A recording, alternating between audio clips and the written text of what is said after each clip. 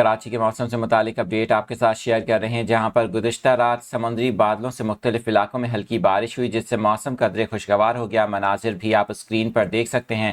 محکمہ موسمیات کی جانب سے آج مزید بارش کا امکان ظاہر کیا گیا ہے، جبکہ جمعے کے دن کے حوالے سے بھی اہم پیش گوئی کی گئی ہے۔ کراچی کے علاقے گلستان جوہر، گڈاب، ملیر، قائد آباد، Surjani town, north Karachi, new Karachi سمیت شہر کے بیشتر علاقوں میں بارش ریکارڈ کی گئی۔ ہلکی بارش کے باعث رات گئے گرمی کی شدت میں کمی آئی، جبکہ شہر کا موسم خوشگوار ہو گیا۔ محکمہ موسمیات کی جانب سے آج رات بھی مزید سمندری ہواؤں اور بادلوں کے باعث بارش کا امکان ظاہر کیا گیا ہے۔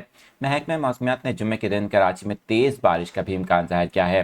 آپ کو بتائیں کہ مانسون ہواؤں کے باعث کراچی کے علاوہ سندھ کے دیگر علاقوں میں بھی اگلے 24 سے 36 گھنٹوں میں بارش کا امکان ظاہر کیا گیا ہے۔